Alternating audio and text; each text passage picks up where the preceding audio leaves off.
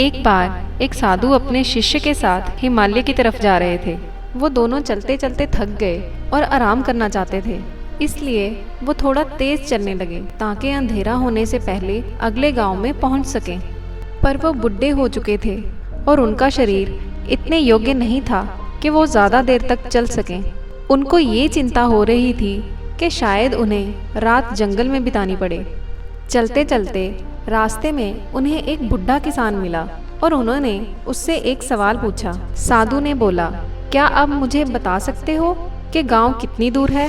बुढ़े किसान ने बोला, ज़्यादा दूर नहीं है, चिंता मत करो, तुम जल्दी ही वहां पहुंच जाओगे, ज़्यादा से ज़्यादा 2 मील और होगा। ये सुनकर बड़ा साधु मुस्कुराने लगा। किसान के चेहरे पे भी मुस्कुराहट थी। छोटे साधु ने दोनों की तरफ देखा, फिर वो चुपचाप चलते गए। 2 मील निकल चुके थे पर कोई गांव नहीं आया। अब वो और ज़्यादा थक चुके थे। रास्ते में एक बूढ़ी औरत मिली तो छोटा साधु उससे पूछने लगा, यहाँ से गांव कितनी दूर है? उस औरत ने भी वही जवाब दिया, ज़्यादा दूर नहीं है, बस 2 मील और, आप लगभग पहुँच ही चुके हो। इस पर बड़े साधु फिर हंसने लगे और वो बूढ़ी औरत भी। फिर छोटे साधु से रहा नहीं गया, उसने दोनों से हंसने का कारण पूछा पर उसको कोई जवाब नहीं मिला। वो फिर चल पड़े और 2 मील बाद कोई गांव नहीं आया। अब वो एक और आदमी से मिले और पूछा, गांव कितनी दूर है भाई? वहां से भी वही जवाब मिला और फिर से वो दोनों हंस पड़े। ये सुनकर छोटे साधु बैठ गए और बोले, मैं और नहीं चल सकता, मैं बहुत थक चुका हूँ और मुझे लगता है कि हम ये 2 मील नहीं पार कर सकेंगे। 3 बार हम ऐसे ही सुन चुके हैं और आप हर बार मुस्कुरा देते हो, ऐसा क्यों है? इस पे बड़े साधु मुस्कुराए और बोले, मैंने ज़िंदगी में यही चीज़ सीखी है कि अगर लक्ष्य बड़ा हो तो आप उनको तब तक नहीं पूरा कर सकते जब तक उनको छोटे छोटे हिस्सों में ना बांट लो।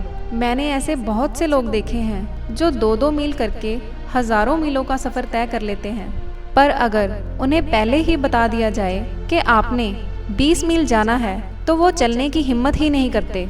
ऐसे ही मुझे भी पता था कि हम उस गांव तक नहीं पहुंच पाएंगे, पर 2-2 मील चलने का क्या नुकसान है? जो लोग हमें रास्ते में मिले हैं वो बहुत दयालु थे, वो हमारा हौसला नहीं तोड़ना चाहते थे, इसलिए वो हमें चलने के लिए प्रेरित कर रहे थे कि हम ये सोचकर रुक ना जाएं कि गांव बहुत दूर है। इन 3 लोगों ने हमें 6 मील तय करने में मदद की और हमें 3 लोग और चाहिए अपनी मंजिल तक पहुंचने के लिए।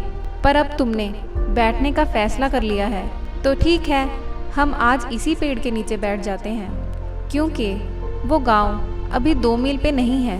तो दोस्तों, इसी तरह हमें अपने अंदर ये भावना लानी चाहिए कि जब भी हम कोई बड़ा लक्ष्य तय करते हैं तो उस तक पहुंचने के लिए थोड़ा थोड़ा सफ़र तय करते रहना चाहिए और ये देखना है कि हमें कितना सफ़र तय कर लिया है, ना कि ये देखना है कि कितना बाकी है।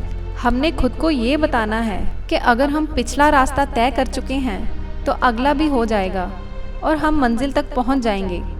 इसमें ज़रूरी ये है कि आप कोशिश करते रहो। डर के या थक के बैठ जाने से आपको कुछ भी हासिल नहीं होगा। अगर आप लगातार चलते रहते हो तो ज़रूर एक ना एक दिन कुछ हासिल कर लोगे।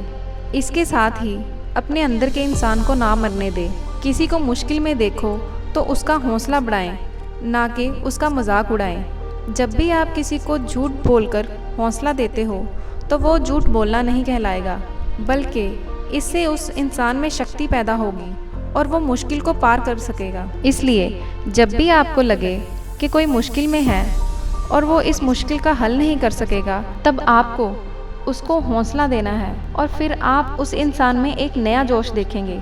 आपको उसको ये नहीं बताना कि मंजिल कितनी दूर है, बल्कि ये बताना है कि थक कर रुकना नहीं है, चलते रहना है। एक दिन तुम ज़रूर मंजिल पे पहुंचोगे और ये होना ही है। तुम्हें कोई नहीं रोक सकता सिवाय तुम्हारे खुद के।